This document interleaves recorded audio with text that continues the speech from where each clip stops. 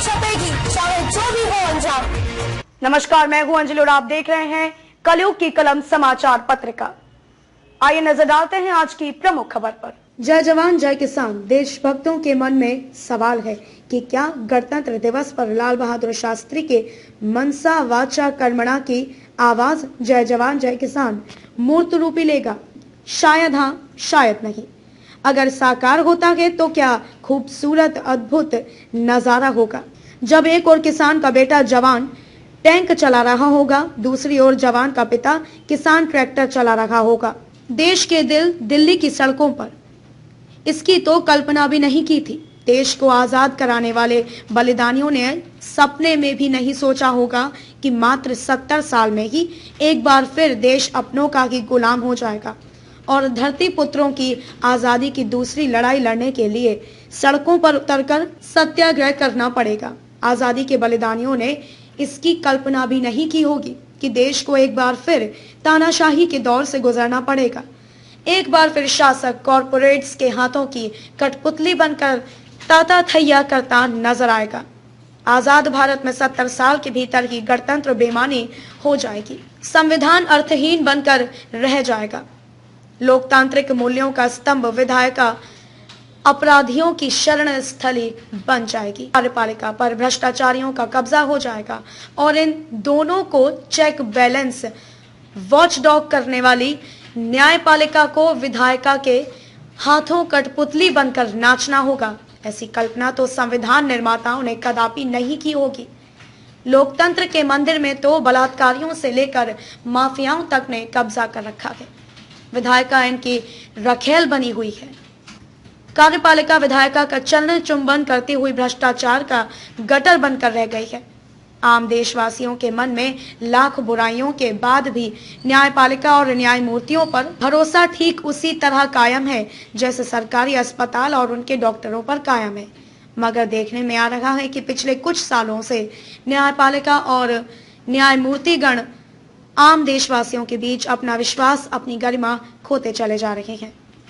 Chief justice of India बनने के बाद दीपक मिश्रा, रंजन गोगोई ऐसे बोबड़े ने जिस तरह से एक के बाद एक सरकार के पक्ष में फैसले पारित किए हैं, उसने जनमानस को झकझोर कर रख दिया है। आम आदमी के मन में सवाल उठ रहे हैं कि क्या न्यायपालिका सरकार के हाथों कठपुतली बनकर रह गई है कि जब चाहे जैसे चाहे मदारी कठपुतली को अपनी उंगलियों पर नचाता रहता है? क्या न्यायमूर्ति गणों को अप्रत्यक्ष रूप से ब्लैकमेल किया जा रहा है? रंजन गोगोई ने तो यौन उत्पीड़न में संलग्न होकर तथा रिटायरमेंट के बाद राज्यसभा की सदस्यता ग्रहण कर न्यायमूर्तियों की इज्जत का कचूमर ही निकाल कर रख दिया। भाजपा सरकार और उसके नेताओं का कॉरपोरेट्स के दबाव में आना तो समझ में आता है, मगर न्यायपालिका का सरकार और कॉरपोरेट्स के दबाव में आना समझ से परे है।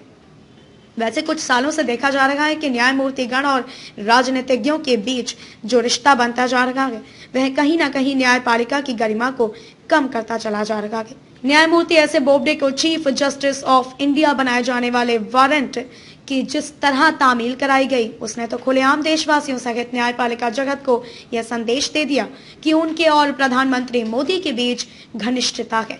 मान्य परंपरा है कि सीजेआई का वारंट सामान्य रूप से सुप्रीम कोर्ट को भेजा जाता है। सुप्रीम कोर्ट के इतिहास में पहली बार हुआ है जब सीजेआई वारंट प्रधानमंत्री के प्रिंसिपल सेक्रेटरी के हाथों न्यायमूर्ति बोबडे को व्यक्तिगत तौर पर दिया गया।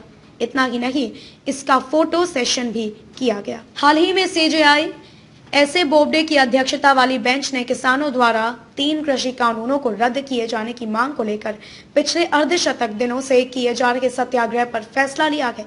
उससे स्पष्ट झलकता है कि संसद, सियासत और अदालत तीनों ने अपनी नैतिक जिम्मेदारी का निर्वहन नहीं किया है। अव्वल तो सुप्रीम कोर्ट को इस संवेदनशील मसले को छूना ही नहीं था। किसानों से बातचीत करने के लिए कमेटी का गठन तो कतई नहीं करना था। सुप्रीम कोर्ट द्वारा जिस तरह से बिना सोचे विचारे कमेटी के सदस्यों के नामों का ऐलान किया, उसने सुप्रीम कोर्ट को आलोचनात्मक हंसी का पात्र बनाकर रख दिया है।